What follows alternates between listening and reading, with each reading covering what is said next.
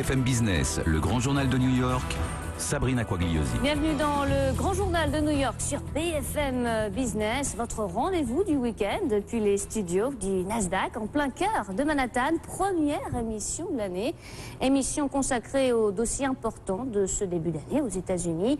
Dans quelques instants, nous serons avec le banquier d'affaires, président du club Praxis, Yann Coatanlem, pour décortiquer l'accord budgétaire adopté in extremis par les parlementaires américains afin d'éviter la fameuse falaise fiscale, cette cure d'austérité brutale qui aurait, selon de nombreux experts, plongé le pays dans la récession. L'Amérique est-elle vraiment sortie d'affaires? C'est ce que nous analyserons avec notre premier invité. Dans une dizaine de minutes, ce sera au tour de Stéphane Ventilato, venteur action chez Banca IMI, de nous donner son sentiment sur cet accord budgétaire. Nous verrons avec lui tout particulièrement son impact sur les marchés financiers alors qu'on a assisté à un début d'année historique à Wall Street. Au menu également de ce grand journal de New York, un dossier spécial, nouvelles technologies. Le CES, le plus grand salon de la high-tech au monde, ouvre ses portes cette semaine comme chaque année à Las Vegas. À quoi peut-on s'attendre? Quelles sont les innovations dont on devrait le plus parler? Sylvain Maquet, partenaire chez Greenwich Consulting, sera avec nous dans 30 minutes pour nous donner tous les détails. Et puis en fin d'émission, nous tenterons d'aller au-delà de ce salon et d'anticiper les grandes tendances de ce secteur pour 2013. Ce sera avec un autre expert, un habitué de ce grand journal de New York, Alexandre Mars. Allez, on démarre comme promis avec l'accord à minima trouvé par les parlementaires américains afin d'éviter la fameuse falaise fiscale. Yann Coatanlem, bonjour.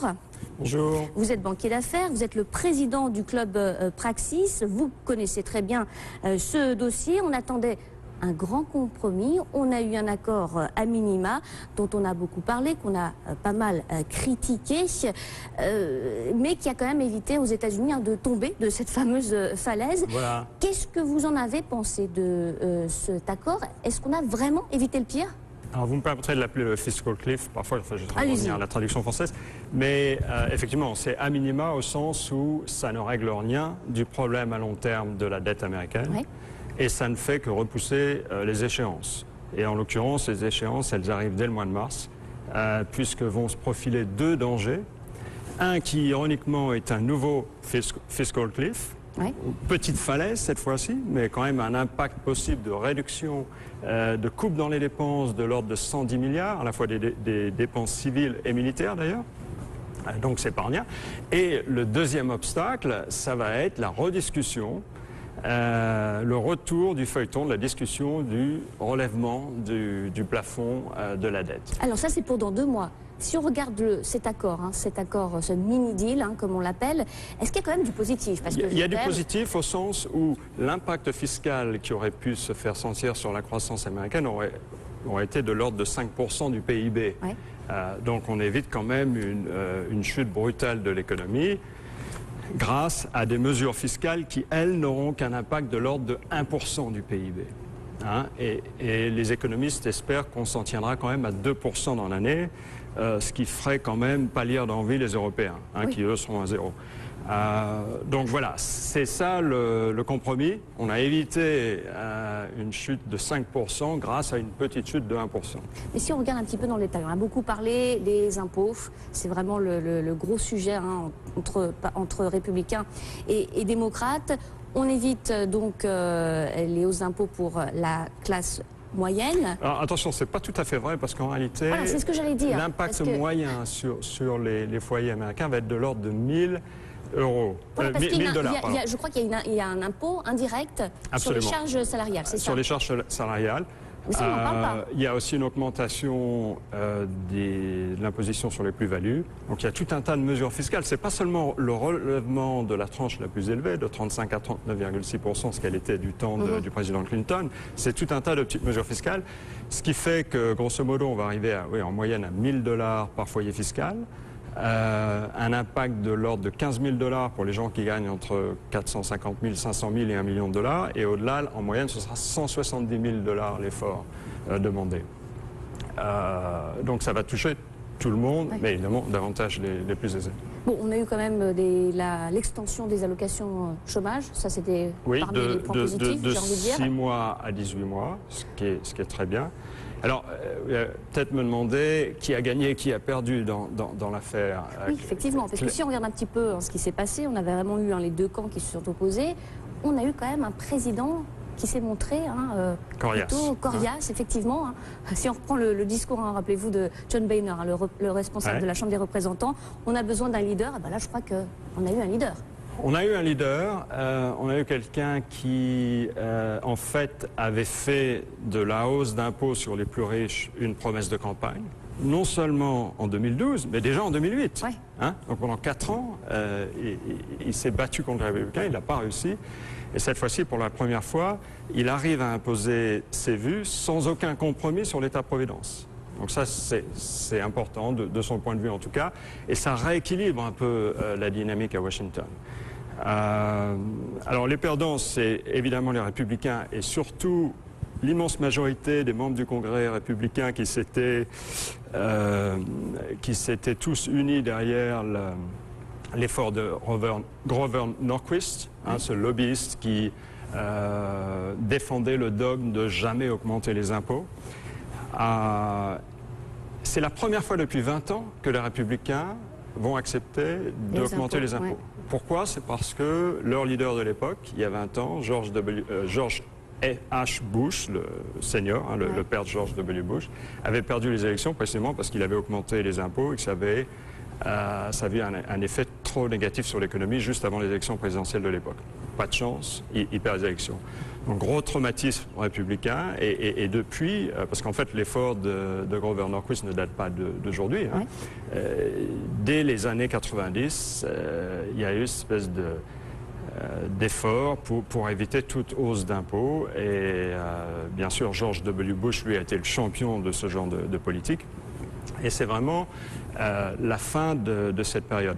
Mais je dirais qu'il y a un autre perdant qui est peut-être moins visible, c'est la crédibilité du gouvernement fédéral. Oui, effectivement. Et quand on voit que l'agence de notation Moody's a déjà indiqué qu'elle pourrait rejoindre S&P et abaisser le AAA des États-Unis, bon, c'est quand même inquiétant. Je crois que ça fait rire un petit peu aussi les Européens. Ça fait rire les Européens. D'ailleurs, il y a une assez amusante de The Economist, l'hebdomadaire plutôt libéral anglais, aujourd'hui, qui vient de sortir aujourd'hui, qui essaie d'établir un parallèle plutôt amusant entre la série de petits épisodes européens pour essayer de régler la crise de l'euro et puis cette espèce de discussion fiscale permanente aux États-Unis depuis au moins 2 ans, depuis la première discussion sur le relèvement du plafond de la dette. Donc ça posera un problème de crédibilité. Et alors aujourd'hui, c'est peut-être pas trop préoccupant parce qu'il y a de bons signes par ailleurs dans l'économie.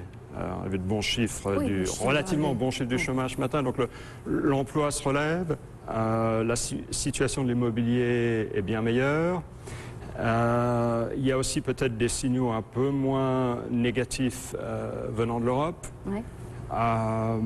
Tout ça devrait permettre finalement... tout ça donne du temps. Ouais, et alors du coup, ça veut dire quoi dans 2 mois? On reprend les mêmes, de toute façon, on a de nouveau comme ça des discussions, un accord de dernière minute. Comment vous anticipez, vous anticipez ce qui va se passer dans 2 mois? Je crois qu'il y a un élément positif dans tout ça, c'est précisément l'abandon du dogme républicain de ne jamais augmenter les impôts. Ça c'est fondamental. Là, parce qu'à partir de là, ça peut permettre de vraies négociations. Je crois qu'Obama tenait vraiment à ce qu'on arrive à se dégager de cette espèce de dogme. Et maintenant, les discussions sérieuses, j'espère, vont pouvoir commencer. Parce qu'il faut savoir que... C'est pas gagné. C'est pas gagné. Mais on parle de 100 milliards ici, 500 milliards là, mais c'est rien. Il faut voir que pour maintenir le niveau de la dette, je ne dis pas baisser la dette, je dis simplement maintenir le niveau de la dette à 75% du PIB dans les 10 prochaines années, il faut dégager des économies budgétaires de l'ordre de entre 2500 et 4000 milliards de dollars, suivant les hypothèses de croissance, etc. C'est énorme. Et ça veut dire quoi? Ça veut dire que c'est pas seulement une question d'augmenter les impôts, surtout sur les riches. C'est un peu le même débat en France avec l'impôt à 65%. Le rendement va être minimal, va être symbolique. Il va falloir augmenter les impôts pour toutes les classes moyennes, de façon significative. Oui, donc du coup, Obama devra lâcher là-dessus? Lui, c'est plutôt dans ce que veulent de toute façon ses partisans, les démocrates, augmenter les impôts pour les riches, mais effectivement pour faire passer la pilule sur l'ensemble. Voilà, revoir le code fiscal et surtout couper certaines dépenses. On va taper dans quoi? Alors la défense? On va taper... Oui, sans doute dans la dépense. C'est ce qu'ont fait les Suédois. Le chef d'état-major de l'armée suédoise aujourd'hui se plaignait qu'il n'avait plus les moyens de gérer son armée, parce que les dépenses avaient chuté de 50%. Mais c'est la réalité de nos économies modernes. Il faut faire des sacrifices, et ce n'est pas sur la santé ou l'éducation, ça va être sur la diplomatie et la défense. Mais si on prend le secteur de la santé qui est clé aux États-Unis, c'est à peu près 18% du PIB aujourd'hui en termes de dépenses de santé. C'est énorme, c'est 2 fois plus que les Européens au moins. On prévoit que ce chiffre va doubler d'ici 25 ans. Si rien n'est fait. Oui. Donc là, on se dit qu'il y a vraiment quelque chose à faire. Oui, donc c'est vraiment le secteur... C'est un secteur. Il y a ensuite les retraites. Oui. Il n'y a pas qu'en Europe et en France qu'il y a un problème de financement des retraites, aux États-Unis également. Voilà. Est-ce qu'il faut créer des impôts nouveaux également? On a parlé pour la première fois aux États-Unis ces derniers mois de créer une TVA. C'est sur la table. Mais tout ça, vous pensez que c'est possible? Est-ce que dans ce contexte-là, vous êtes plutôt optimiste sur l'économie américaine? C'est possible, tout est possible au sens où l'économie américaine et le peuple américain, c'est quand même 310 millions d'habitants, peuvent se permettre ce genre d'effort. C'est un pays très riche. Mais moi, ce qui me fait peur, c'est une espèce d'inertie politique. On se bat comme des chiffonniers sur de petits montants. Alors le jour où il faudra vraiment rentrer dans le vif du sujet... ça va être dur, ça va être très compliqué. On croise les doigts. Yann Cohen-Tellem, merci beaucoup d'avoir été avec nous. Je vous rappelle que vous êtes le président du club Praxis. Merci. On se retrouve en quelques instants justement pour voir la réaction des marchés financiers. On a démarré l'année en fanfare à Wall Street, malgré ce mini-deal. Les explications avec Stéphane Ventilato. A tout de suite.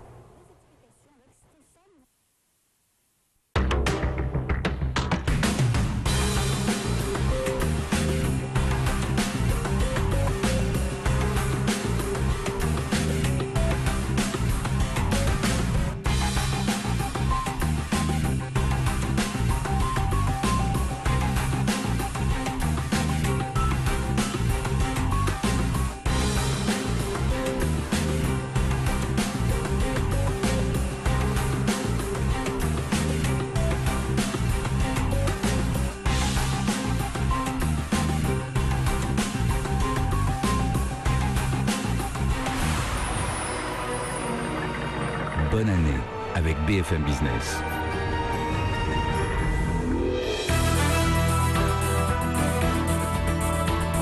BFM Business, le grand journal de New York,